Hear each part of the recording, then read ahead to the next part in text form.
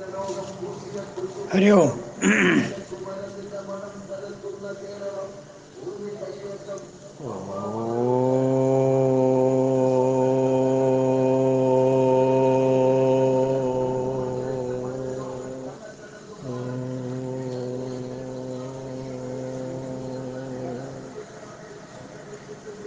ഓം സഹനാവവതു സഹനൗ ഭുനക്തു സഹ വീര്യം കരവാവഹൈ തേജസ്വിനാവധീതമസ്തു മാ വിദ്വിഷാവഹൈ. ഓം ശാന്തി ശാന്തി ശാന്തി.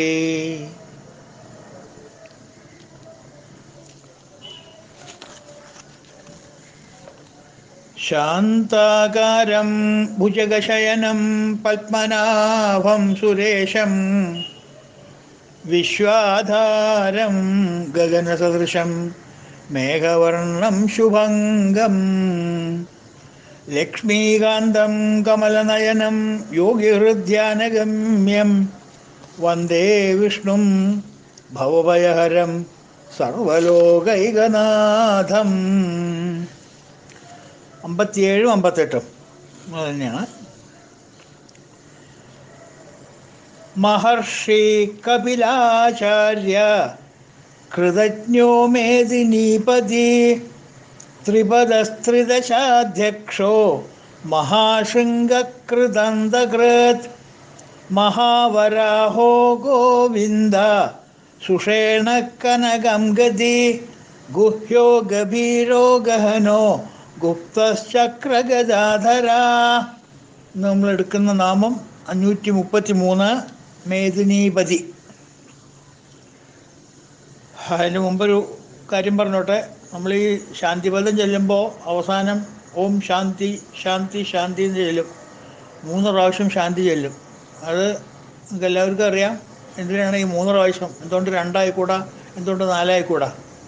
ഈ 3 എന്ന് മഹർഷിമാർ എന്തിനു കൊണ്ടുവച്ചാൽ 3 കാര്യങ്ങളിൽ നിന്നാണ് നമുക്ക് ബുദ്ധിമുട്ടുകൾ വരുന്നത്. അതിൽ നിന്നാണ് നമുക്ക് ശാന്തി വേണ്ടത്. നമ്മുടെ ക്ലാസ്സുകളൊക്കെ കേൾക്കുമ്പോഴേ, ഒന്ന് ആദി ദൈവികം, 2 ആദി ഭൗതികം, 3 ആധ്യാത്മികം. ആദി ദൈവികം എന്ന് വെച്ചെങ്കിൽ ഭഗവാന്റെ ചില പ്രവൃത്തി കൊണ്ട്, അല്ലെങ്കിൽ ആക്ട്സ് ഓഫ് ഗാഡ് എന്ന് പറയില്ലേ, മഴ, ഇടിവെട്ട്, അങ്ങനെയുള്ള നാച്ചുറൽ കലാമിറ്റീസ്, വെള്ളപ്പൊക്കം, ഭൂമി ഉലുക്കം, അങ്ങനെയുള്ള കാര്യങ്ങളൊക്കെ വരുമ്പോൾ നമുക്ക് നമ്മുടെ ആധ്യാത്മിക എന്താ പറയുക, സംരംഭത്തിന് കുറച്ച് കോട്ടം തട്ടിയെന്ന് വരാം. അപ്പം അതിൽ നിന്ന് ശാന്തി കിട്ടണം. ആധ്യാത്മികം വെച്ചാൽ സെൽഫ്, നമ്മളുടേതായിട്ടുള്ള ചില പോരായ്മകളെ കൊണ്ട് ചിലപ്പോൾ നമുക്ക് ശ്രദ്ധിക്കാൻ പറ്റിയെന്ന് വരില്ല. ചില ദിവസം ശ്രദ്ധ കുറവായിരിക്കും. ചിലപ്പോൾ ഒരു കോൾഡ് പിടിക്കും, ചെറിയൊരു പനി ഉണ്ടാവും, ജലദോഷം ഉണ്ടാവും. അങ്ങനെയുള്ള പല പല വ്യക്തിപരമായിട്ടുള്ള അസ്വസ്ഥതകൾ, അല്ലെങ്കിൽ മനസ്സ് പിടിച്ചാൽ കിട്ടില്ല. എന്തെങ്കിലും കാലത്ത് എന്താ പറയുക, ദോശ കുറച്ച് വെന്തിട്ടുണ്ടാവില്ല, അല്ലെങ്കിൽ ഇഡ്ഡലി നല്ലോണം പാകമായിട്ടുണ്ടാവില്ല. അങ്ങനെ എന്തെങ്കിലും നിസ്സാര കാര്യങ്ങളെ കൊണ്ട് നമുക്ക് പല പല അസ്വസ്ഥതകൾ മനസ്സിനുണ്ടാവും. അപ്പോൾ അങ്ങനത്തെ അസ്വസ്ഥതകളൊന്നും ഇല്ലാണ്ടിരിക്കാൻ 2ാമത്തെ ശാന്തി. 3ാമത്തെ ശാന്തി ആദി ഭൗതികം. അതിഭൗതികം വെച്ചാൽ പുറം ലോകങ്ങളിൽ നിന്ന് വരുന്ന ചില ശല്യങ്ങൾ.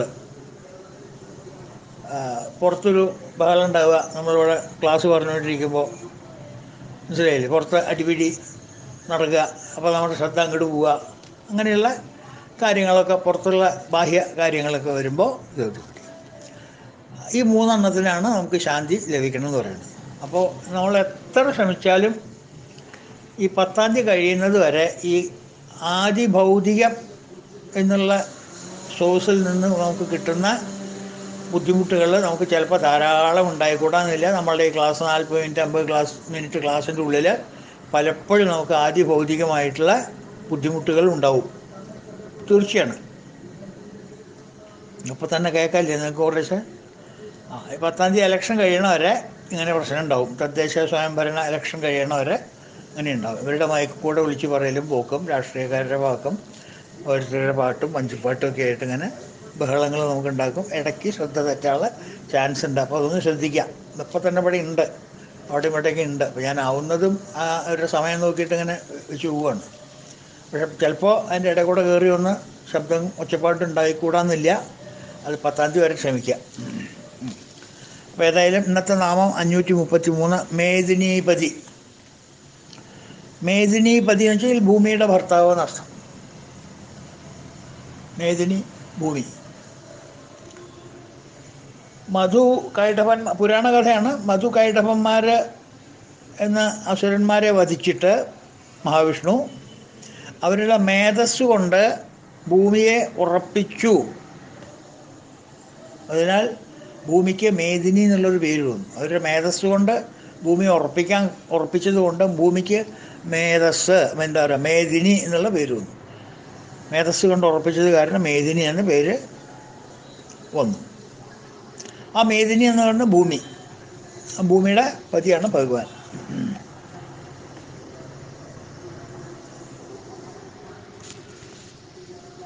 ഹിരണ്യാക്ഷൻ ഭൂമിയെ അപഹരിച്ച ഒരു കഥ അറിയാമല്ലോ നിങ്ങൾക്ക്.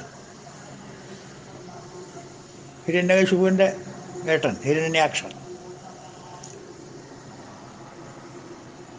അത് വെള്ളത്തിൽ കൊണ്ട് താത്തി എന്നുള്ള കഥയൊക്കെ പുരാണ കഥയൊക്കെ നിങ്ങൾക്ക് നല്ലോണം അറിയാം. ഹിരണ്യാക്ഷൻ ഭൂമി അപഹരിച്ചു കൊണ്ടുപോയിട്ട് വെള്ളത്തിൽ താത്തി.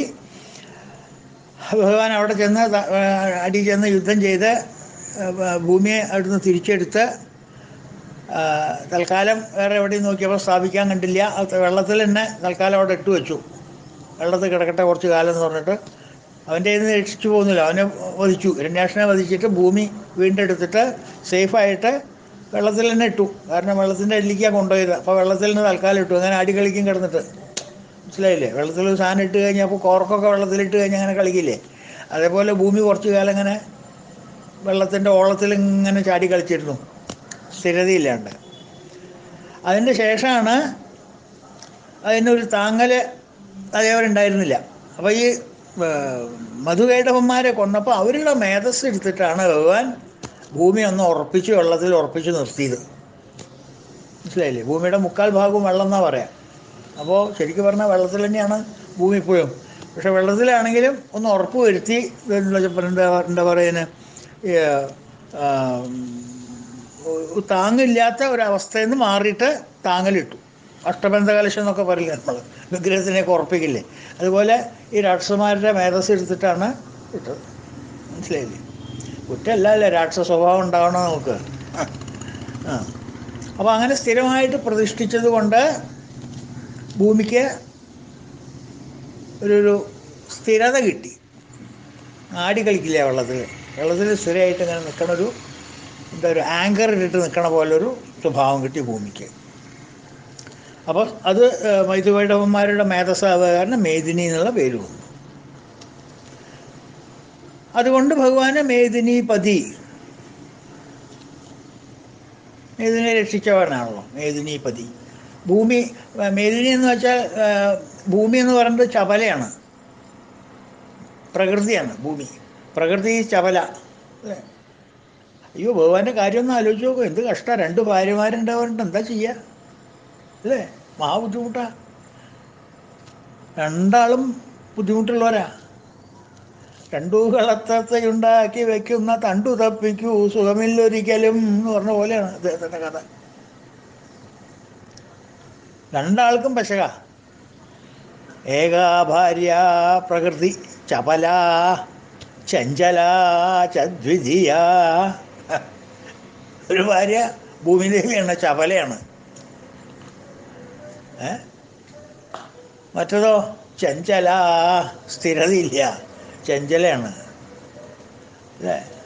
ആ കഷ്ടമല്ലേ അദ്ദേഹത്തിൻ്റെ വീട്ടുകാര്യം. ഡൊമസ്റ്റിക് മാറ്റേഴ്സ് ഭഗവാന്റെ വളരെ വളരെ കഷ്ടമാണ്. ഒന്ന് പോയി സുഖമായിട്ട് കിടക്കാമെന്ന് വിചാരിച്ചാൽ പറ്റുമോ? അനന്തശയനാണ്. എങ്ങാനും അദ്ദേഹത്തിൻ്റെ വാഹനം അധികം വന്നു കഴിഞ്ഞാൽ പിന്നെ അനന്തശയനം താഴത്തേക്ക് പോകും. ഡുംചിട്ട് ഗരുഡൻ്റെ കണ്ടാൽ പാമ്പ് പേടിക്കും ഇല്ലേ? അങ്ങനെയുള്ള പല പ്രശ്നങ്ങളും ഉണ്ടേ. ഒരു മകനുണ്ട്, അവൻ വികലാംഗന, അവന് ദേഹമില്ല. പുത്രാനംഗ, അനങ്കനാണ് അവൻ, കാമദേവനെ, അംഗമില്ലാത്തവനാ. അപ്പം അങ്ങനെയുള്ള പ്രശ്നങ്ങളൊക്കെ ഭഗവാന്റെ വീട്ടുകാര്യങ്ങളിലുണ്ട്. എന്നിട്ട് ഇതൊക്കെ ഉണ്ടായിട്ടാണ് പാവം ഇത്രയും നിഷ്കർഷയോട് കൂടിയിട്ട് അദ്ദേഹത്തിൻ്റെ ഒഫീഷ്യൽ ഡ്യൂട്ടീസ് നടത്തി വരണം. നോക്കൂ, നമുക്ക് വീട്ടിൽ എന്തെങ്കിലും ഒരു ദിവസം ചെറിയൊരു തലവേദനയ്ക്കുള്ള കോളുണ്ടെങ്കിൽ പിന്നെ അന്ന് ഓഫീസിലത്തെ കാര്യം പോക്കാം അല്ലേ. അപ്പോൾ ഭഗവാന്റെ കാര്യവും മഹാ കഷ്ടം തന്നെയാണ്. അപ്പോൾ അത് കഴിഞ്ഞ് നമുക്കും നമ്മളിങ്ങനെ ആലോചിക്കുക, ഇടയ്ക്ക് ബുദ്ധിമുട്ടുകളൊക്കെ വരുമ്പോഴേ ഇതിനെക്കാട്ടിലൊക്കെ എത്രയോ ബുദ്ധിമുട്ടുള്ള ആളാണ് ഭഗവാൻ, പിന്നെ അപ്പോൾ ഞാൻ അത്ര പേടിക്കണം എന്ന് വിചാരിച്ച് മനസ്സുറപ്പിച്ച് പോവുക. എനിവേ, അതുകൊണ്ടാണ് മേദിനീപതി എന്ന് വരാനുള്ള കാരണം. മേദിനിയുടെ ഭർത്താവ്, ഭൂമിദേവിയുടെ ഭർത്താവ് എന്നർത്ഥം, അങ്ങനർത്ഥം നാമം. ഓക്കെ, അടുത്ത 534 ത്രിപദ. ഇത് ഒരുപാട് പ്രാവശ്യം വന്നിട്ടുള്ളതാണ് ഈ നാമം കേട്ടോ. ത്രിപദ, 3 കാൽ വെപ്പുള്ളവൻ. വീണ്ടും വന്നു ഈ നാമം. വാമനമൂർത്തിയെ ബന്ധപ്പെടുത്തിയിട്ടുള്ള അർത്ഥവും വ്യാഖ്യാനങ്ങളും അല്ലാതെ ഇതാ കേട്ടില്ലേ, ഓം ശാന്തി ശാന്തി ശാന്തി. അപ്പോൾ വാമനമൂർത്തിയെ ബന്ധിച്ചിട്ടുള്ള അർത്ഥം വ്യാഖ്യാനം അല്ലാതെ ഈ നാമത്തിലെ ശ്രീപദ എന്നുള്ള നാമത്തിന് ചില പണ്ഡിതന്മാർ വേറൊരു വ്യാഖ്യാനം കൊടുത്തിട്ടുണ്ട്.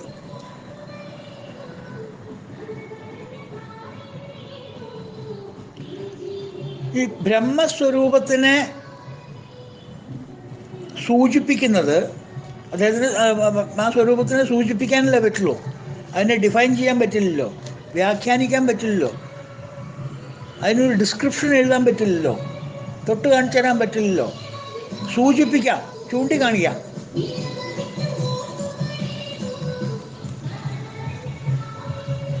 കേമമുണ്ട് അല്ലേ.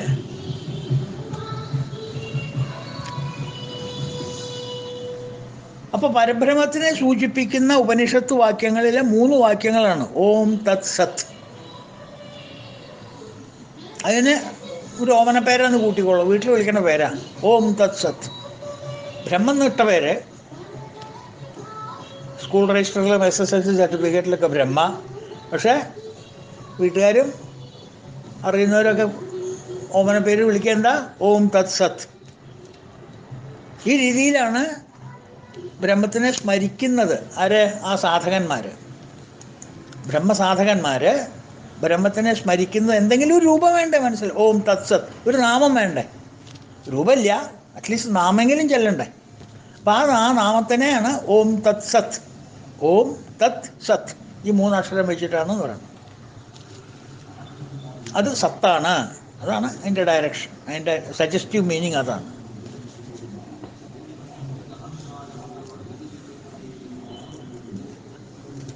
അതേ ആശയം തന്നെ ഭഗവാൻ ഭഗവത്ഗീതയിൽ 17-ാമത്തെ അധ്യായത്തിൽ സൂചിപ്പിച്ചിട്ടുണ്ട്. കാരണം ഉപനിഷത്തിൽ പറഞ്ഞതൊക്കെ ഇതിൽ സൂചിപ്പിക്കണല്ലോ. പ്രധാനമായിട്ടുള്ള കാര്യങ്ങളൊക്കെ ഭഗവാൻ ഉപനിഷത്തിൽ പറഞ്ഞ ഒന്നും വിട്ടിട്ടില്ല. അപ്പോൾ ബ്രഹ്മത്തിനെ ഓം തത് സത് എന്നുള്ള നാമത്തിലൂടെയാണ് സ്മരിക്കുന്നത് എന്ന് 17-ാമത്തെ അധ്യായത്തിൽ ഭഗവാൻ പറഞ്ഞിട്ടുണ്ട്.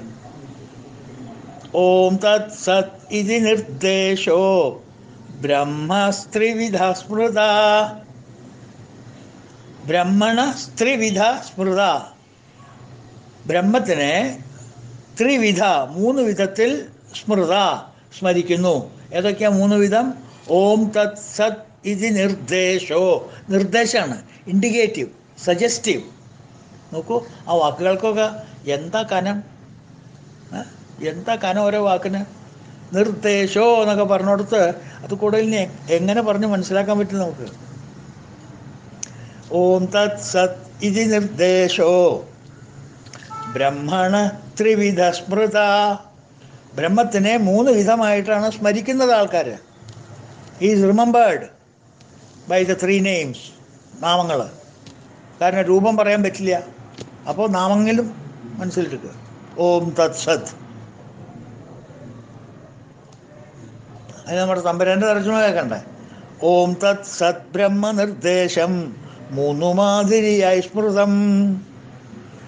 ഓം തത് സത് എന്ന ബ്രഹ്മനിർദ്ദേശം, ബ്രഹ്മത്തിനെ നിർദ്ദേശിക്കുന്നത് ഉണ്ടോ? അർത്ഥമൊന്നും ചോർന്നു പോയിട്ടില്ല. നിർദ്ദേശം മലയാളത്തിൽ നിർദ്ദേശം തന്നെയാണ്, ഡയറക്റ്റീവ്. ഓം തത് സത് ബ്രഹ്മനിർദ്ദേശം 3 മാതിരിയായി സ്മൃതം. 3 രൂപത്തിലാണ് സ്മൃതി, മെമ്മറി ആയിട്ട് കൊണ്ടു നടക്കുന്നത്. അപ്പം ആ അർത്ഥത്തിൽ നോക്കുമ്പോൾ ത്രിപദ, 3 പദങ്ങളെ കൊണ്ട് ചൂണ്ടിക്കാണിക്കപ്പെടുന്നവൻ, നിർദ്ദേശിക്കപ്പെടുന്നവൻ. ആര്? ബ്രഹ്മ, ദ റിയാലിറ്റി, ദ സുപ്രീം. മനസ്സിലായി? അതാണ് ആ അർത്ഥമായിട്ട്. അപ്പോൾ ആ നാമം അങ്ങനെ അവിടെ നിൽക്കട്ടെ. 534 കഴിഞ്ഞു. ഇനി അടുത്ത നാമം 535.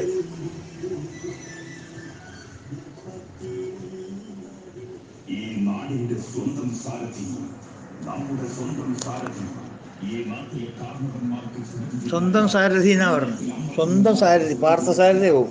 ഈ നാട്ടിലെ പിഞ്ചോമനകൾക്ക് വരെ പ്രിയങ്കരനായ അയ്യോ, നമ്മുടെ സ്വന്തം സ്ഥാനാർത്ഥി EP ഖാദർകുന്നോ പൊതുജീവിതത്തിൽ അഴിമതിയുടെ തലമുറകളാത്ത പക്വതയും ഓ വോട്ട് ചെയ്യാം, ഒന്ന് സ്ഥലം വിടുമോ, സ്ഥലം കാലിയാക്കുമോ, എന്താ ചെയ്യാ? ഖാദർകുഞ്ഞിനോ പ്രിയമുള്ളവരെ, നിങ്ങളുടെ രാജാധികാരം രേഖപ്പെടുത്തി കടന്നുവരുന്ന 10-ാം തീയതിയുടെ പൊൻപുലരിയിൽ പോളിംഗ് ബൂത്തിലേക്ക് നിങ്ങൾ ചെല്ലുമ്പോൾ നിങ്ങളൊന്ന് ചിന്തിച്ചുറച്ചോ. കടന്നുവരുന്ന 5 വർഷം സാറില്ല, ഓം ശാന്തി ചൊല്ലിയിട്ട് പ്രഭാഷണം ക്ലാസ് കേട്ടാൽ മതി. നിങ്ങൾക്ക് ഫുള്ളായിട്ട് അങ്ങോട്ട് കേൾക്കുന്നുണ്ടാവില്ല. അപ്പോൾ എനിക്കിവിടെ ഇരിക്കപ്പുറത്തില്ല, ചെവിട്ട് അടച്ച് കൊട്ടിയടച്ച പോലെ. ആ ഓക്കെ. 535 ത്രിദശാധ്യക്ഷ. 3 ദശ കാലയളവ്, ദശ അധ്യക്ഷ. ദശ മീൻസ് എന്താ പറയുക, ഒരു പ്രത്യേക സ്ഥിതി, പോയിന്റ്സ് ഓഫ് ടൈം. ദശ, ശനിദശ, വ്യാഴദശ എന്നൊക്കെ പറയും, ഒരു പീരിയഡ്. ത്രിദശ അധ്യക്ഷ, 3 ദശകളിലുമുള്ള അധ്യക്ഷൻ അർത്ഥം. അതിൽ മേൽക്കോയ്മയുള്ള ഗുണാതീതൻ, അവസ്ഥാത്രയങ്ങളെ ഭരിക്കുന്നവൻ. അവസ്ഥാത്രയങ്ങൾ, 3 അവസ്ഥകൾ, പല അവസ്ഥകളും ആവാം. നമുക്ക് നോക്കാം ഏതൊക്കെയാ എന്നുള്ളത്. ഇപ്പം ദേവന്മാരെ പാലിക്കുന്നവൻ, സൃഷ്ടിസ്ഥിതി സംഹാര രൂപൻ എന്നിങ്ങനെ ഉള്ള അർത്ഥങ്ങൾ ഈ നാമത്തിൽ നിന്ന് പിരിച്ചെടുക്കാം.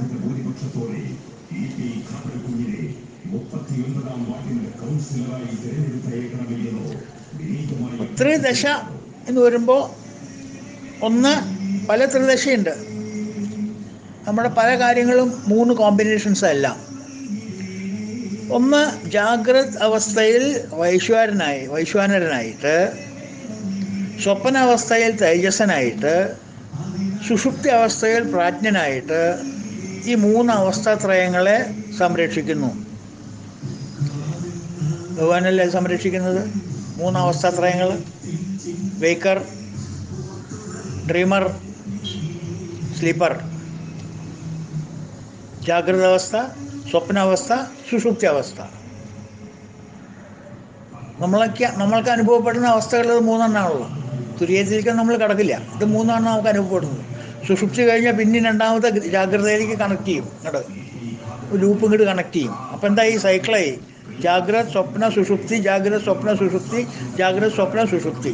അപ്പോൾ ഈ 3 അവസ്ഥ ത്രിദശ അധ്യക്ഷ. ഈ 3 ദശകളിലും, ഏത് ദശകളിൽ? ജാഗ്രതദശ, സ്വപ്നദശ, സുഷുപ്തി ദശ. ഈ 3 ദശകളുടെയും അധ്യക്ഷനാരാ? ഇത് 3ലും കോമൺ ഫാക്ടർ ആരാ? ഞാൻ ഉണർന്നിരിക്കുമ്പോഴും സ്വപ്നം കാണുമ്പോഴും സുഖമായിട്ട് ഉറങ്ങുമ്പോഴും എന്നിലൊരാൾ ഇതെല്ലാം സാക്ഷിഭാവമായിട്ട് നോക്കുന്നുണ്ട്. യത് സ്വപ്ന ജാഗര സുഷുപ്തമവേദി നിത്യം തദ്ബ്രഹ്മ നിഷ്കളമഹം നജഭൂതസംഘ. ആ തദ്ബ്രഹ്മ നിഷ്കളമാണ് ഞാൻ. നിഷ്കളമായിട്ടുള്ള ബ്രഹ്മം. ഓം തത്സത് എന്ന് പറഞ്ഞില്ലേ, 3 അക്ഷരം സൂചിപ്പിച്ചത്. മനസ്സിലായോ?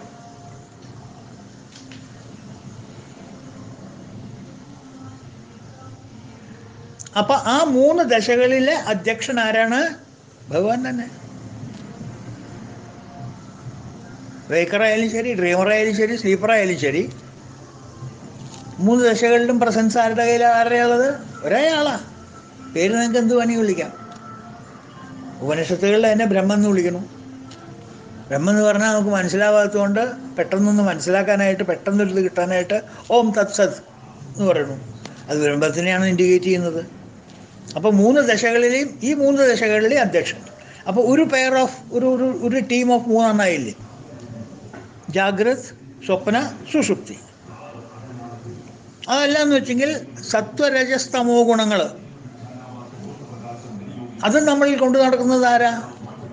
നമ്മളുടെ സത്വഗുണം കിടക്കുന്ന ആരുടെ പ്രബലത കൊണ്ടാ? നമ്മളെ രജഗുണം നമ്മളിൽ ഉണ്ടാക്കുന്ന ആരുടെ പ്രബലത കൊണ്ടാ?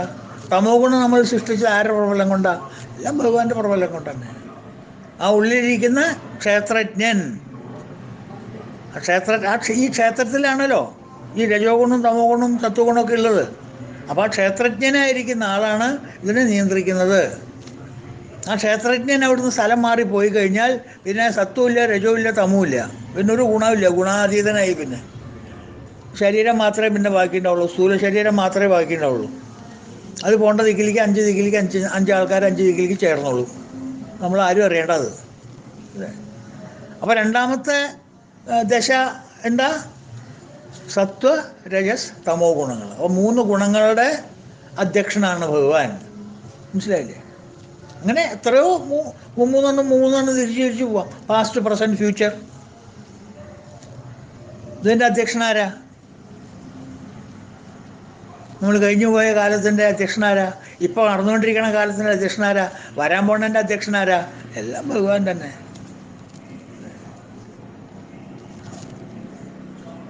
ത്രിദശ അധ്യക്ഷ. മൂന്നാമത്തെ വേറൊരു 3 ടീമിനെ വേണമെങ്കിൽ നമുക്ക് ശരിയാക്കാം. സൃഷ്ടിസ്ഥിതി സംഹാരം. സൃഷ്ടിസ്ഥിതി സംഹാരം എന്ന് ബ്രഹ്മവിഷ്ണു മഹേശ്വരന്മാരുടെ ചുമതലയാക്കിയിട്ട് അവരെ നിയന്ത്രിക്കുന്നത് കൊണ്ട്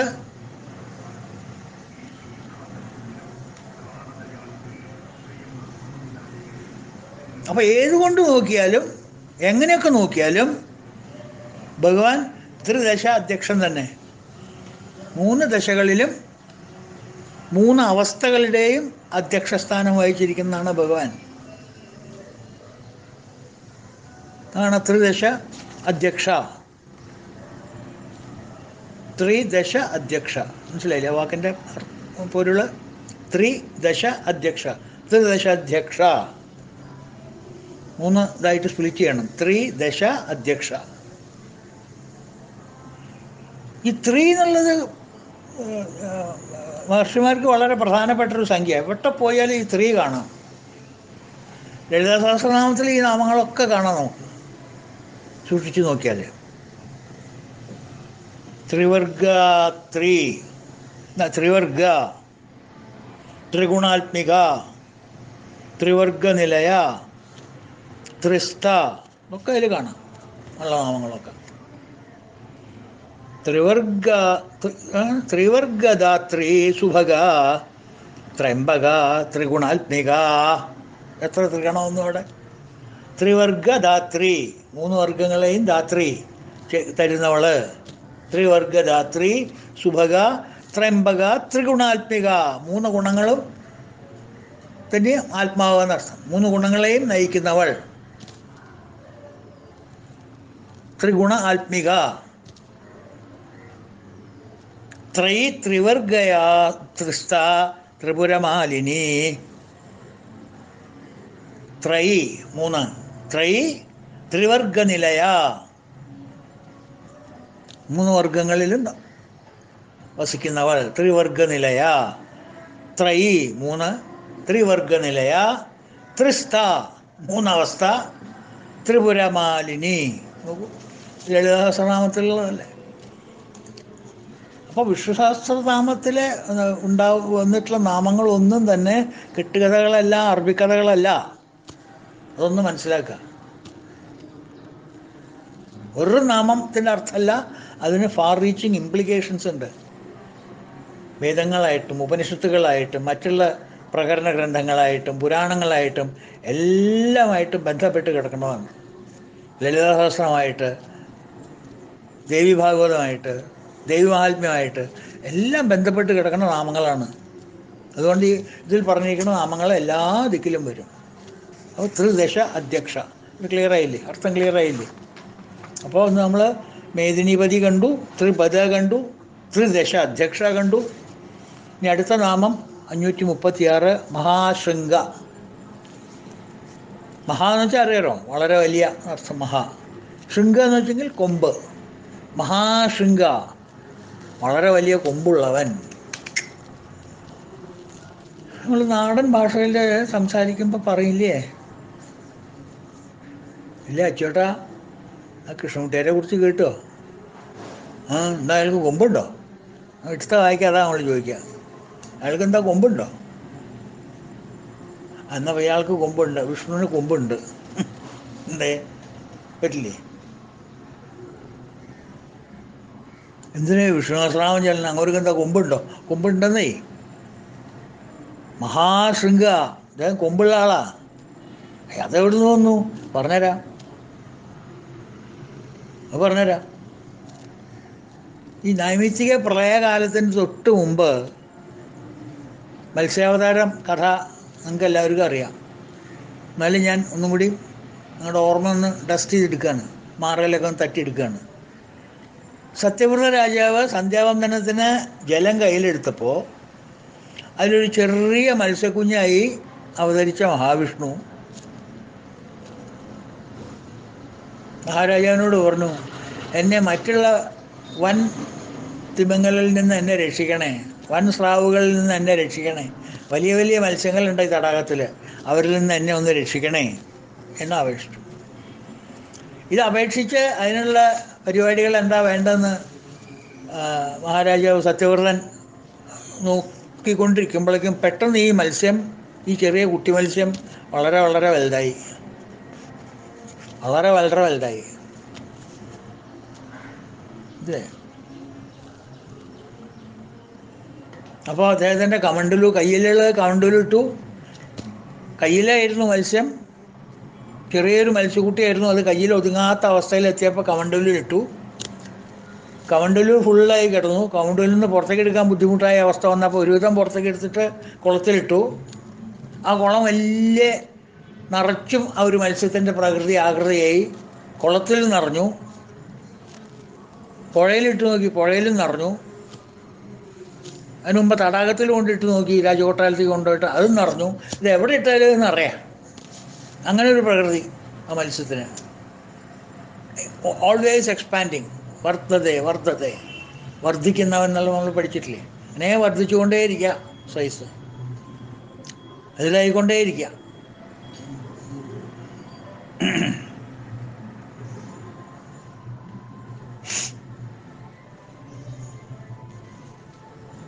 അപ്പോൾ സത്യവ്രതനെ ഭൂമിയിലെ ജീവജാലങ്ങളെ നിലനിർത്താനായിട്ട്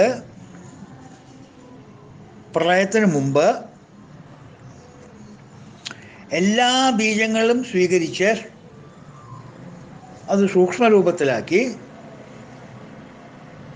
ഈ മത്സ്യത്തിൻ്റെ അഡ്വൈസ് പ്രകാരം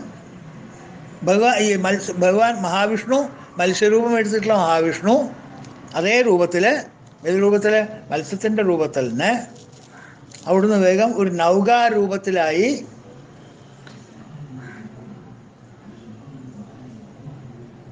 ഭഗവാൻ ഒരു വഞ്ചിയുടെ രൂപത്തിൽ, നൗകയുടെ രൂപത്തിലായി, ഒരു ബോട്ട്, നോഹാ സാർക്ക് എന്നൊക്കെ പറയില്ലേ, അതാക്കിയിട്ട് നുഖത്തിൽ വെച്ചിട്ട് രോഹിത മത്സ്യാവതാരം സ്വീകരിച്ച് തൻ്റെ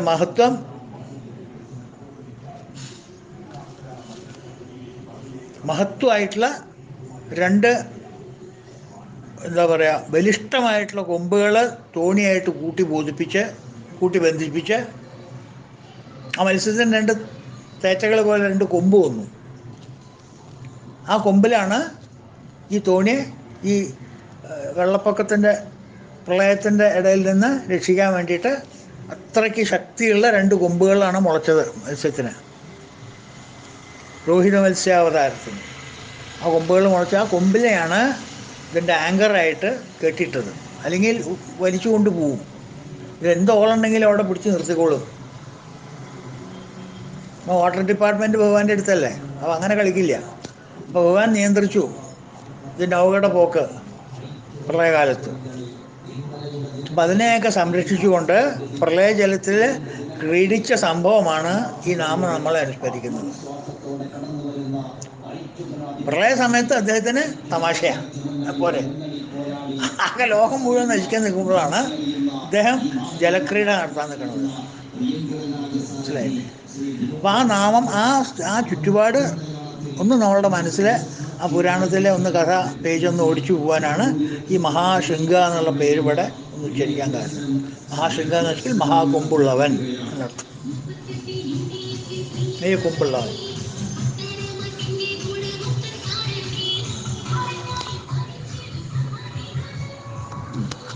ഓക്കെ. ഇനി അടുത്ത നാമം 536 മഹാശൃംഗ. എൻ്റെ അർത്ഥം മനസ്സിലായല്ലോ. ഇനി 537 കൃതാന്തകൃത്.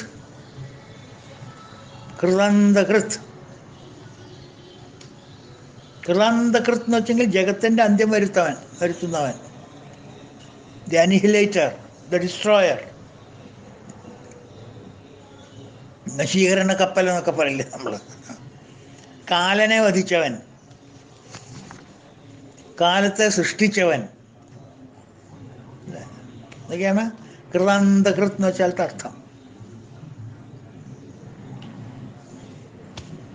മനുഷ്യരിലെ സുഹൃത ദുഷ്കൃതങ്ങളെ, അതിൽ നിന്ന് കിട്ടുന്ന ഫലങ്ങളെ എല്ലാം നശിപ്പിച്ച് അവസാനം മോക്ഷം പ്രദാനം ചെയ്യുന്നവൻ കൃതാന്തകൃത്. ഇതിനു മുമ്പ് നമ്മൾ അടുത്ത് വളരെ അധികമായിട്ടില്ല, 510, 515 ഏതാണ്ട് ആ റേഞ്ചിലുള്ള നാമത്തിൽ നമ്മൾ അന്തക എന്നൊരു നാമം പഠിച്ചിട്ടുണ്ട്. അന്തക അതന്നെ. The annihilator, the destroyer, the killer. അവസാനം ലയനം. ഭഗവാനിൽ തന്നെ എല്ലാവരും ലയിക്കുക, എല്ലാവരെയും നശിപ്പിക്കും, ഒരാളെയും ബാക്കി വയ്ക്കില്ല. ഓൾ ഇൻ സട്ടിൽ ഫോം, സൂക്ഷ്മ ഫോമിൽ എല്ലാവരെയും നശിപ്പിക്കും. കൃതാന്തകൃത്. കൃതം എന്ന് വെച്ചാൽ ചെയ്തത് എന്നർത്ഥം. കൃതം ന കൃതം സുഹൃതം കിഞ്ചിത്. കൃതം എന്ന് വെച്ചെങ്കിൽ ചെയ്തത്. ന കൃതം സുഹൃതം, സുഹൃതമൊന്നും ചെയ്തില്ലല്ലോ. ബഹുദാ ദുഷ്കൃതം കൃതം, ദുഷ്കൃതം ധാരാളം ചെയ്തു. അപ്പോൾ മീൻസ് കൃതം എന്ന് വെച്ചാൽ ചെയ്തത്. ഭഗവാൻ ചെയ്ത കാര്യം എന്താ? ഭഗവാൻ ചെയ്ത കാര്യം സൃഷ്ടി. അപ്പോൾ കൃതം എന്ന് പറഞ്ഞാൽ ഭഗവാന്റെ സൃഷ്ടി. കൃതാന്തകൃത് എന്ന് വെച്ചെങ്കിൽ കൃതാന്തകൻ എന്നാൽ അല്ല, അതിനെ അവസാനിപ്പിക്കുന്നവൻ, സൃഷ്ടിസ്ഥിതി ലയനം ചെയ്യുന്നവൻ. ഭഗവാന്റെ സൃഷ്ടിയെ ഭഗവാൻ തന്നെ നശിപ്പിക്കുന്നു. കൃതാന്ത, കൃതൈസ് സൃഷ്ടി. കൃതാന്ത, കൃതത്തിന് അന്തം ചെയ്യുന്നവൻ. ആദ്യം സൃഷ്ടിച്ചു, പിന്നെ എന്താ പറയുക സ്ഥിതി ചെയ്തു, പിന്നെ ലയനത്തിലേക്ക് പുറപ്പെട്ടു. ആ ലയനം ചെയ്യുന്നതും ഭഗവാൻ തന്നെ. കൃതാന്തകൻ എന്ന് വെച്ചാൽ കാലൻ എന്നുള്ള അർത്ഥമുണ്ട്. യമൻ, കാലൻ, കൃതാന്തകൻ. കർമ്മങ്ങളെ അന്തം ചെയ്യുന്നവൻ, നമ്മളെ കർമ്മങ്ങളെല്ലാം അന്തം ചെയ്യുന്നവൻ കാലൻ. അങ്ങൊരു വന്നാലാണല്ലോ ശുസൂര. അപ്പോൾ അതാരാ? ഈ ഇലക്ട്രിസിറ്റി, ഈ പവർ സപ്ലൈ കട്ട് ഓഫ് ചെയ്യണത് ആരാ? കൃതാന്തകൻ. അപ്പോൾ കൃതാന്തകൃത്, കാലനെ കൃതം ചെയ്യുന്നവൻ. ഇത് കാലനെ വധിക്കുന്നവൻ എന്നർത്ഥം. കാലനെ വധിക്കുന്നവൻ മീൻസ് കാലനെ മറികടക്കുന്നവൻ. വാക്കുകൾക്ക് അതേ അർത്ഥം, വാക്യാർത്ഥം മാത്രം എടുക്കരുത്, ലക്ഷ്യാർത്ഥം എടുക്കണേ. കാലനെ അന്തം ചെയ്യുന്നവൻ, ഈ കാലനെ വധിക്കുന്നവൻ എന്ന് വെച്ചെങ്കിൽ സമാധാനമായി കേട്ടോ, ഇനി അയാൾ ഇങ്ങോട്ട് വരില്ലല്ലോ, അതല്ല എൻ്റെ അർത്ഥം. കാലനെ വധിക്കുന്നവൻ വെച്ചെങ്കിൽ കാലനെ മറികടന്നവൻ. കാലൻ എന്ന് പറഞ്ഞാൽ ആരാ കാലൻ? കാലം ഈസ് വാട്ട്? കാലം ഈസ് ടൈം. ആരുടെ സ്വരൂപമാണ് കാലൻ? ഭഗവാന്റെ സ്വരൂപം തന്നെയല്ലേ കാലൻ. കാലോസ്മി എന്നല്ലേ പറഞ്ഞിരിക്കണത്. അപ്പോൾ ആരുടെ സൃഷ്ടിയാണ്? സമയം. കാലൻ എന്ന് പറഞ്ഞതാണ് സമയം. ആ സമയം ആരുടെ സൃഷ്ടിയാ? ഭഗവാന്റെ സൃഷ്ടി തന്നെ, കാലോസ്മി. അപ്പോൾ സമയമാണ് കാലം. ഭഗവാൻ സമയത്തിന് അപ്പുറമാണ്, കാലത്തിന് അപ്പുറമാണ്, കാലാതീതനാണ്. Beyond time and space. It's called കൃതാന്തക.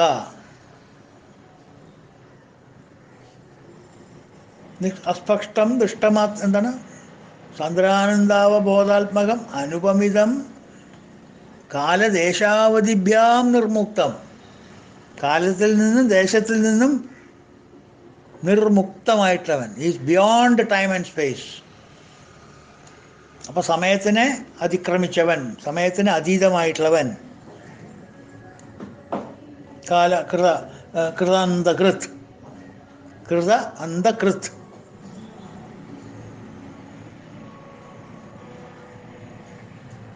ജീവികൾ, അതായത് സൃഷ്ടികൾ, പ്രത്യേകിച്ച് മനുഷ്യന്മാരെന്ന് ചോദിച്ചോളൂ, അങ്ങോട്ട് എടുത്താൽ മതി. മനുഷ്യന്മാർ സത്വരജസ്തമോ ഗുണങ്ങളുടെ പ്രഭാവം കൊണ്ടല്ലേ കർമ്മം ചെയ്യുന്നത്.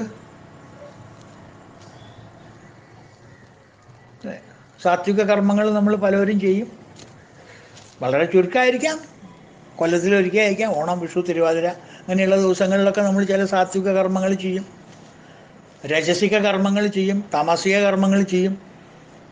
അത് ഓരോരുത്തർ എത്ര പെർസെൻറ്റാണ് ചെയ്യുകയെന്ന് ഇപ്പോൾ ഞാൻ പറയുന്നില്ല, ഓരോരുത്തർക്ക് അവർക്ക് തന്നെ അസസ് ചെയ്യാവുന്നതേ ഉള്ളൂ. കഴിഞ്ഞ കൊല്ലം ഞാൻ സാത്വിക കർമ്മം ചെയ്തത് 0.005%,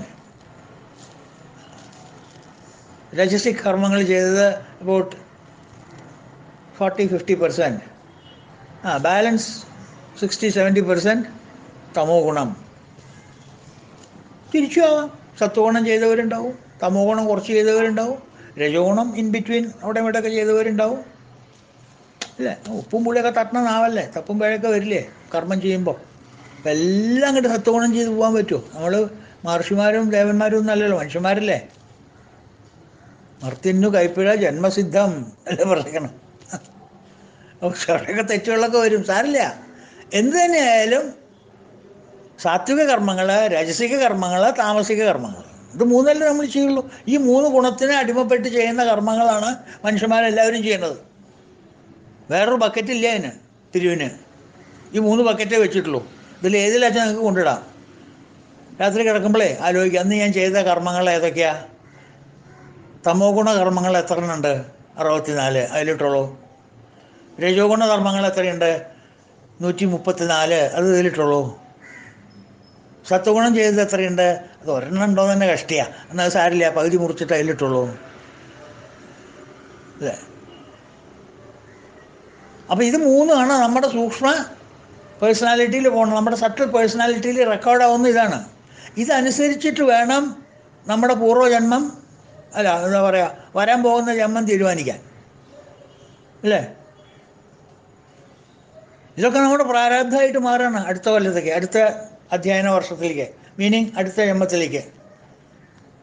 ഇതിൻ്റെയൊക്കെ അപ്പപ്പോൾ പ്രിൻ്റ് ഔട്ട് അങ്ങോട്ട് പോവും.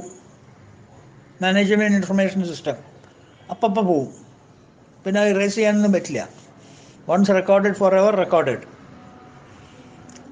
അപ്പോൾ കുറേ സത്വഗുണങ്ങൾ ചെയ്തിട്ടുണ്ടാവും, കുറേ രജഗുണം ചെയ്തിട്ടുണ്ടാവും. ഓൾ ടോട്ടൽ ചെയ്യുമ്പോൾ കുറേ തമോ ഗുണം ചെയ്തിട്ടുണ്ടാവും. At the end of the day നമ്മൾ കണക്കാക്കുമ്പോഴേ, end of the day or end of the life. അപ്പം അതിൻ്റെ സം ടോട്ടൽ അനുസരിച്ചിട്ട് വേണ്ടേ നമ്മളുടെ വരാൻ പോകുന്ന ജന്മം സ്വീകരിക്കുന്നത് തീരുമാനിക്കാൻ. അതിന് ഏതാണ് പ്രബലമായിട്ടുള്ളത്? ഇവൻ്റെ as on the closing of account, as on date, കാലൻ വന്നിട്ട് ഫ്യൂസ് ഊരുന്ന സമയത്ത് ഇവൻ്റെ എത്ര കൺസംഷൻ ഉണ്ട്, എത്ര തമോ ഗുണം കൂടുതലുണ്ട്, അല്ല തമോ ഗുണത്തിൻ്റെ നമ്പർ എത്ര, രജോ ഗുണത്തിൻ്റെ നമ്പർ എത്ര, സത്വഗുണത്തിൻ്റെ നമ്പർ എത്ര, അതനുസരിച്ചിട്ട് സത്വഗുണപ്രധാനിയാണെന്നുണ്ടെങ്കിൽ സത്വഗുണ യോനിയിലേക്ക് വിടും, തമോ ഗുണപ്രധാനിയാണെങ്കിൽ തമോ ഗുണ യോനിയിലേക്ക് വിടും, രജോ ഗുണപ്രധാനിയാണെങ്കിൽ രജോ ഗുണത്തിലേക്ക് വിടും. അപ്പോൾ നല്ല കൃത്യങ്ങളും ഉണ്ടാവും, ദോഷകൃത്യങ്ങളും ഉണ്ടാവും, രണ്ടും ഉണ്ടാവും, സഹജം. അപ്പോൾ ഇത് രണ്ടിനും നമ്മൾ ജന്മം എടുത്ത് അനുഭവിച്ചേ പറ്റൂ. ജന്മന്തരേഷു കൃത ദുഷ്കൃത സൽഫലത്തെ തിന്മന്തരത്തിൽ ഇതുപോലെ പിറന്നിടുന്നു. നമ്മൾ എന്തിനാണ് അവിടെ ജനിച്ചത്? എന്തിനങ്ങോട്ട് വന്നത്? കർമ്മഫലങ്ങൾ തിന്നാൻ, കർമ്മഫലങ്ങൾ ആഹരിക്കാൻ തന്നെ അങ്ങോട്ട് വന്നത്. നമ്മൾ ആഹരിച്ചേ പറ്റൂ. ബോധത്തോടുകൂടി അത് നമുക്ക് കഴിക്കാൻ പറ്റിയില്ല എന്നുണ്ടെങ്കിൽ ഉറക്കത്തിൽ വായിലിട്ട് തരും ഭഗവാൻ, കുത്തി കയറ്റി തരും വായ കൂടെ. അനുഭവിച്ചേ പറ്റൂ. ജന്മാന്തരേഷു, ജന്മജന്മങ്ങളായിട്ട് എടുത്തിട്ടുള്ള കൃത ദുഷ്കൃത സൽഫലത്തെ, ജന്മജന്മാന്തരങ്ങളായിട്ട് ചെയ്തിട്ടുള്ള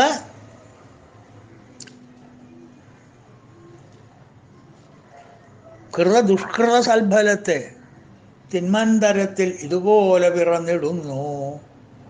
നല്ല കർമ്മങ്ങളും ചീത്ത കർമ്മങ്ങളും കമ്പൈനായിട്ട് ഒരു ജന്മമാണ് നമുക്ക് തന്നിരിക്കുന്നത്. ഇത് രണ്ടും നമ്മൾ അനുഭവിച്ചേ പറ്റൂ. You call it heaven, you call it hell, whatever name you call it, ഇത് അനുഭവിച്ചേ പറ്റൂ. അപ്പോൾ ഈ കർമ്മങ്ങളുടെ ഫലങ്ങൾ യഥേഷ്ടം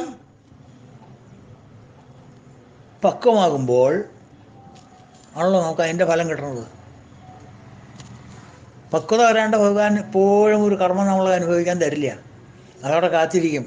നെല്ലിക്ക് ഉപ്പിലിട്ടാൽ 2 മാസം ഇരിക്കണം, ഉപ്പുമാങ്ങ ഉപ്പിലിട്ടാൽ 1 മാസം മതി, കടുകപ്പുള്ളി ഉപ്പിലിട്ടാൽ 45 ദിവസം വേണം. ഇതൊക്കെ ഭഗവാനറിയാം. വിത്തിട്ട വണ്ണം വിളയിച്ചു കൊള്ളുവാൻ അതായത് നല്ല പോലെ അറിയാം. അതിൻ്റെ സമയം അറിയാം, വിളയെടുക്കാൻ എത്ര സമയം വേണം ഓരോന്നിനും. അപ്പം അതാത് കർമ്മങ്ങൾ പക്വത വന്നാൽ ചിലപ്പോൾ 4 തമോ ഗുണവും 2 സത്വഗുണമായിട്ടും ആയിരിക്കും പക്വത വരിക. അപ്പോൾ ആകെ 6 വാസനകളല്ലതിൽ 2 വാസന തമോ ഗുണം ഉണ്ടാവും, 4 വാസന സത്വഗുണം ഉണ്ടാവും. അപ്പോൾ സത്വഗുണത്തിലേക്ക് നാച്ചുറലായിട്ട് നമ്മൾ പോവും. അത് കഴിയുമ്പോഴേക്കാവും മറ്റൊരു പക്വത വരിക. അത് 10 ഉണ്ടാവും തമോ ഗുണം, 2 ഉണ്ടാവുള്ളൂ സത്ഗുണം. അപ്പോൾ പിന്നെ മനുഷ്യനായിട്ട് ജനിച്ചിട്ട് പിന്നെയും പോത്തോ പെരിച്ചാഴിയോ എരുമയോ ആനയോ എന്തൊക്കെ ആയിട്ട് ജനിക്കാം, ഇന്നലെ പറഞ്ഞ പോലെ. അതല്ല, ഇപ്പോൾ തമോ ഗുണമാണ് നമുക്ക് കൂടുതൽ, ഒരു കുരങ്ങനായിട്ടാണ് നമുക്ക് ജന്മം കിട്ടിയെന്നുണ്ടെങ്കിൽ അവൻ്റെ മെക്കാനിക്കൽ ലൈഫ് കഴിഞ്ഞവരെ താക്കോല് കൊടുത്ത് അവൻ്റെ എനർജി കഴിയുന്നത് വരെ പ്രോഗ്രാം ചെയ്ത് വിട്ടത് കഴിഞ്ഞ് കഴിഞ്ഞാൽ പിന്നെ അപ്പോഴേക്കും അവൻ്റെ മറ്റുള്ള ഫലങ്ങൾ പക്വത വന്നിട്ടുണ്ടാവും. ആത്മാവിലത്തെ ഫലങ്ങൾ, ആ ജീവാത്മാവിൻ്റെ ഫലങ്ങൾ പക്വത വന്നിട്ടുണ്ടാവും. അതിൽ സത്വഗുണമായിരിക്കും പ്രധാനം, പ്രൊമോട്ടഡ് ആസ് ഹ്യൂമൻ ബീയിങ്. അതാണ് റോക്കറ്റിംഗ് പാഡ്. അവിടുന്ന് പിന്നെ നമുക്ക് പേടിക്കണ്ട. വേണമെന്ന് വിചാരിച്ചാൽ, ഇന്നലെ പറഞ്ഞ പോലെ വേണമെന്ന് വിചാരിച്ചാൽ പേടിക്കണ്ട. അപ്പം എങ്ങനെയായാലും ഈ ഫലങ്ങളെല്ലാം ഒന്നുകിൽ അനുഭവിക്കുക, ഇല്ലെങ്കിൽ ജ്ഞാനാഗ്നി കൊണ്ട് അത് കളയാം. അതും ഒരു കർമ്മം തന്നെയാണ്. അപ്പോൾ ഈ കർമ്മങ്ങളുടെ ഫലങ്ങളെല്ലാം ഒന്നല്ലെങ്കിൽ വേറെ രീതിയിൽ പല പല ജന്മങ്ങളായി ഭഗവാൻ നമ്മൾ അനുഭവിച്ച് അങ്ങനെ അന്ധകരണത്തിലെ വാസനകൾ ഒന്നല്ലെങ്കിൽ വേറെ രീതിയിൽ കംപ്ലീറ്റായിട്ട് നശിപ്പിച്ച് അന്ധകരണ ശുദ്ധി വരുത്തി അവർക്ക് അവസാനം മോക്ഷം നൽകുന്നു. കൃതാന്തകൃത്, മനസ്സിലായോ? കൃതാന്തകൃത്. എല്ലാ വാസനകളും നശിച്ചാൽ പിന്നെ എന്ത് പ്രകടിപ്പിക്കാനാണ് നമ്മൾ? വാസനകളാണല്ലോ നമ്മളെ പ്രകടിപ്പിക്കേണ്ടത്. ഈ കർമ്മങ്ങൾ ചെയ്യുന്നതെല്ലാം നമ്മളുടെ വാസനകളാണല്ലോ. 3 തരത്തിലുള്ള വാസനകൾ: തമോ ഗുണ വാസനകൾ, രജോ ഗുണ വാസനകൾ, സത്വഗുണ വാസനകൾ. ഇത് 3 നശിച്ചാലോ നമ്മൾ എന്ത് പ്രകടിപ്പിക്കും? പിന്നെ ഒന്നുമില്ല നമ്മുടെ കയ്യിൽ പ്രകടിപ്പിക്കാൻ. ആപ്പീസ് കൂട്ടി, ക്ലോസ്. തൃശ്ശൂർ പോരുന്നതിലെ അമിട്ട് എത്ര നില പൊട്ടുക? 32 നില മുട്ട് പൊട്ടി. എന്താ വർണ്ണശബളങ്ങൾ? ആദ്യം ഇവിടുന്ന് പോകുമ്പോൾ ഒരു വിരിച്ചിൽ വിരിയും, അതിൽ കുറേ കുട വരണ കാണാം, അപ്പോൾ 2 പൊട്ട് പൊട്ടും. പിന്നെയും മേപ്പെട്ട് പോവും, പിന്നെ കുറേ നക്ഷത്രങ്ങൾ വരണ കാണാം, അപ്പോഴൊരു 4 പൊട്ട് പൊട്ടും. ആ 2 കയറിട്ടും 4 പൊട്ടും പൊട്ടി. പിന്നെയും കയറി മേപ്പെട്ട് 3ാമത്തെ സ്റ്റെപ്പ്. അവിടുന്ന് കുറേ എന്താ പറയുക, ദേവസ്ത്രീകൾ രൂപട്ടിട്ട് വരണ കാണാം, ഇല്ലേ? വർണ്ണ പ്രകാശം നമുക്ക് അങ്ങനെ കാണാം. പല രീതിയിൽ പല വർണ്ണശബളങ്ങളായിട്ട് ഓരോരോ കാഴ്ച കണ്ണിന് കാഴ്ച കാണാം. അതേ സമയത്ത് അങ്ങേയറ്റത്ത് ഇടിമുഴങ്ങണ ശബ്ദവും കേൾക്കാം. അങ്ങനെ 7 നില 8 നിലയൊക്കെ പൊട്ടണ മുട്ടില്ലേ, 10 നിലയൊക്കെ പൊട്ടണ മുട്ടില്ലേ? ഈ 10 നിലയിൽ മുട്ട് പൊട്ടുമ്പോഴും 10 വർണ്ണശബലങ്ങളെ കാണുക. നമുക്ക് 10 വ്യത്യസ്തമായിട്ടുള്ള കാഴ്ചകളാണ് നമുക്ക് കാണുക. ഈ ശബ്ദം കേൾക്കുന്നതും വർണ്ണങ്ങൾ കാണുന്നതും ഈ അമിട്ടിൻ്റെ ഉള്ളിൽ നിന്ന് എങ്ങനെ വരുന്നു, എന്താ അതിൻ്റെ കാരണം, അതിൻ്റെ ബേസ് എന്താ, അതിൻ്റെ റൂട്ട് എന്താ?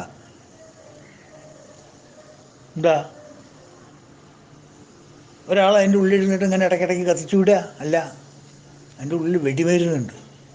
അതാണ് വാസനകൾ. ആ വാസനകളാണ് നമ്മളെ ഈ ചുണ്ടിടിപ്പിക്കുന്നതും സൗമ്യഭാവം കാണിക്കുന്നതും ചെകുത്താനായിട്ട് പെരുമാറുന്നതും ദേവനായിട്ട് പെരുമാറുന്നതും. അയ്യോ കുട്ടിയെ ഇങ്ങോട്ട് വരുമോ, നല്ല കുട്ടിയാ, അങ്ങനെ സംസാരിക്കുന്നവരുണ്ട്. എന്തോ ഇഡിയറ്റ്, സ്റ്റുപ്പിഡ്, അങ്ങനെ സംസാരിക്കുന്നവരുണ്ട്. Hello my children, are you well, അങ്ങനെ ചോദിക്കുന്ന ടീച്ചർമാരില്ലേ? Children of the immortal self എന്ന് അഡ്രസ്സ് ചെയ്യണവരില്ലേ? ചില ടീച്ചർമാരോ യു ഡോങ്കി, ഇഡിയറ്റ്, മങ്കി, അങ്ങനെ സംസാരിക്കുന്നവരില്ലേ? ഇതൊക്കെ എന്താ കാരണം? ഉള്ളിലിരിക്കുന്ന വെടിമരുന്ന്, അതിൻ്റെ പ്രഭാവമാണ് ഈ കാണുന്നത്. എല്ലാം ഒരേപോലെ ശബ്ദമല്ലല്ലോ. എല്ലാ മുട്ടിനും ഒരേപോലെ ശബ്ദമാണോ? ഒരേ വർണ്ണശബളങ്ങളാണോ നമ്മൾ കാണുന്നത്? അല്ലല്ലോ, വ്യത്യസ്തമായിട്ടുള്ള കാണുന്നു. അപ്പം എന്താ അതിൻ്റെ ഉള്ളിൽ? ആ വെടിമരുന്നനുസരിച്ചിട്ട് അതിൻ്റെ പ്രകടനം ഉണ്ടായിരുന്നു. വെടിമരുന്നൊക്കെ നശിച്ചാലോ പിന്നെ എന്ത് പ്രകടനം ഉണ്ടാവാനാ? അപ്പോൾ ഈ അമിട്ടിൻ്റെ ഉള്ളിൽ കൃത്രിമമായിട്ടുള്ള ഗുണ്ടുകൾ നമ്മൾ കൊണ്ടുവന്ന് വെക്കണം. ഗുണ്ട മീൻസ് ഇലക്ട്രിക്, എന്താ പറയുക, വെടിമരുന്ന്. അത് തീർന്നാലോ പിന്നെ നമ്മൾ കത്തിച്ച് വിട്ടത് കേട്ടില്ലേ? തന്നെത്താൻ കെട്ടി താഴത്തേക്ക് വീഴില്ലേ അത്? ഈ അമിട്ട് ഇത്രയും പവർഫുള്ളായിട്ടുള്ള അമിട്ട്, 10 നില പൊട്ടാൻ കപ്പാസിറ്റിയുള്ള അമിട്ട്, അതിൻ്റെ ഉള്ളിലത്തെ വെടിമരുന്ന ഗുണ്ട് കഴിഞ്ഞ് കഴിഞ്ഞാൽ താഴത്തേക്ക് വീഴില്ലേ? പിന്നെ എന്ത് പൊങ്ങാനാ? കൃത്രിമ ഗുണ്ടുകൾ തീർന്നു പോം നേരത്ത് കത്തിച്ച പൂക്കുറ്റി കെട്ടേ പറ്റൂ.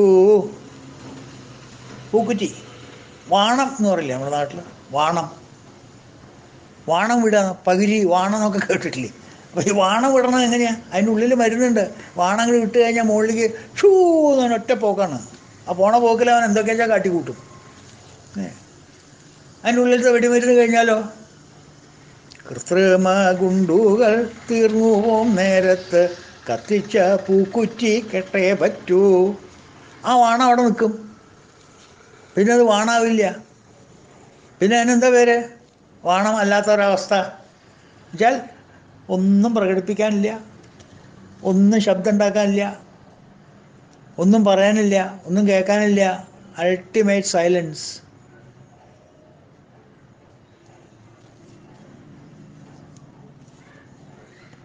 പരബ്രഹ്മതത്വം ഇങ്ങനെ പ്രകടിപ്പിച്ചുകൊണ്ടിരിക്കുക, ഒന്നും പറയാനില്ല.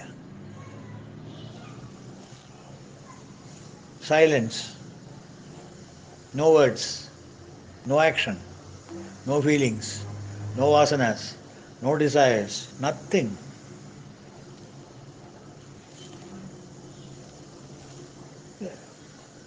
ആ അവസ്ഥയ്ക്ക് എന്താ പറയുക? മറ്റത് വാണം. വാണം അല്ലാത്ത അവസ്ഥയ്ക്ക് പറയൂ. വാണത്തിൻ്റെ ഓപ്പോസിറ്റ് മലയാളം പറഞ്ഞോളൂ. വാണത്തിൻ്റെ ഓപ്പോസിറ്റ് നിർവാണം, അല്ലേ? ആ, അപ്പോൾ ഇങ്ങനെയുള്ള state is called the state of nirvana.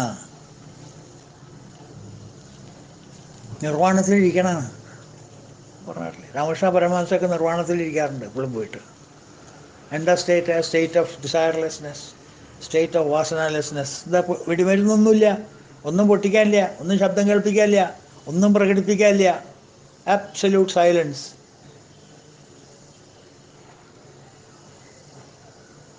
ഒരു കോലാഹലവും ഇല്ല. സെറീൻ അന്തരീക്ഷം, വെരി കൂൾ അറ്റ്മോസ്ഫിയർ. ആ അവസ്ഥയാണ് നിർവാണ അവസ്ഥ എന്ന് പറയുന്നത്. നിർവാണം മീൻസ് വാണമല്ലാത്ത അവസ്ഥ. എന്താ ഈ വാണം? ഈ മേപ്പിട്ട് വിടണ സാധനം വെടിമരുന്ന ഉള്ളിൽ വെച്ച് കയറ്റി ഇതേവരെ ജന്മാന്തരേഷു കൃത ദുഷ്കൃത സൽഫലങ്ങളെല്ലാം വെച്ചിട്ടുള്ള വെടിമരുന്നുണ്ടല്ലോ. സത്വഗുണം, രജോ ഗുണം, തമോ ഗുണം എന്നുള്ള കാട്ടിയിട്ടുള്ള 3 തരത്തിലുള്ള വെടിമരുന്നുകൾ വെച്ചിട്ട് അതിനെ അങ്ങോട്ടും ഇങ്ങോട്ടൊക്കെ കമ്പൈൻ ചെയ്ത് മിക്സ് ചെയ്ത് വളരെയധികം കളർഫുള്ളായിട്ട് മേപ്പിട്ട് വിടുക, വളരെയധികം അട്ടഹാസം ഉണ്ടാക്കുക. ഇതൊക്കെ ചെയ്ത ആൾ എവിടെ പോയി? അഷ്ടം സ്ഥാനവലുപ്പമോ പ്രഭുതയോ സജ്ജാതിയോ വംശമോ ദുഷ്ടശ്രീ ധനുതാടിയോ ചെറുതുമെങ്ങോരില്ല കോലാഹലനൻ. ഈ ശബ്ദം കോലാഹലൊക്കെ എവിടെ പോയോ മാഷേ? സ്ഥാനവലുപ്പമോ പ്രഭുതയോ സജ്ജാതിയോ വംശമോ. ഹേയ്, ഇന്നലെ വരെ ഉണ്ടായിരുന്നു, ഇന്നലെയല്ല, ഒരു സെക്കൻഡ് വരെ ഇതായിരുന്നു. എവിടെ പോയി? എന്താ പറ്റിയേ? വെടിമരുന്ന് കഴിഞ്ഞു, അതന്നെ. ഒരു വെട്ടിക്കുള്ള മരുന്നൊക്കെ ഉണ്ടെന്ന് പറയാറില്ല, അതും കഴിഞ്ഞു. പിന്നെന്ത് ചെയ്യും? അതുകൊണ്ട് കൃതാന്തകൃത് എന്ന് വെച്ചപ്പോൾ മനസ്സിലായില്ലേ? നമ്മളുടെ കയ്യിലുള്ള വാസനകളൊക്കെ നശിപ്പിച്ച് അവസാനം നമ്മളെ വന്ന രൂപത്തിൽ നിന്ന് അങ്ങോട്ട് തിരിച്ചെടുക്കാനുള്ള പ്രക്രിയ നമുക്ക് ഒരുക്കി തരുന്ന ആ മനുഷ്യൻ, ഒരുക്കി തരുന്ന ആ ദിവ്യശക്തി, അതിനാണ് മനുഷ്യജന്മം തന്നത്. നമ്മൾ നേരെയാവില്ലെങ്കിൽ എന്ത് ചെയ്യും? എന്നെ തല്ലണ്ട അമ്മാവ, ഞാൻ നേരെയാവില്ല എന്ന് പറഞ്ഞാൽ ഒന്നും ചെയ്യാൻ പറ്റില്ല. അപ്പോൾ അനുഭവിക്കുക തന്നെ. What cannot be cured must be endured. അനുഭവിക്കുക തന്നെ. അനുഭവം നിർത്തിയിട്ട് വേഗം പോണോ? Option is yours. നമുക്കുള്ള ധാരാളം ഓപ്ഷൻ ഉണ്ട്. എന്ത് വേണമെങ്കിൽ നമ്മുടെ ഇഷ്ടം, നമ്മുടെ ഇഷ്ടം. ബുദ്ധിമാൻ 5 കൊല്ലം എന്ത് വേണമെങ്കിൽ ചെയ്യാം. മനസ്സിലായോ? റൈറ്റ്. അപ്പോൾ അടുത്ത നാമം നമുക്ക് നാളെ കാണാം. അതുവരെ എല്ലാവർക്കും ഹരി ഓം. ഓം പൂർണ്ണമദ പൂർണ്ണമിദം പൂർണ്ണാത് പൂർണ്ണമുദച്യത്തെ പൂർണ്ണസ്യ പൂർണ്ണമാദായ പൂർണ്ണമേവാവശിഷ്യത്തെ. ഓം ശാന്തി ശാന്തി ശാന്തി. ഹരി ഓം തത്സത്. ഓം ശ്രീ ഗുരുഭ്യോ നമഃ. ഭഗവാനേ കൃഷ്ണ, ഗുരുവായൂരപ്പ രക്ഷിക്കണേ.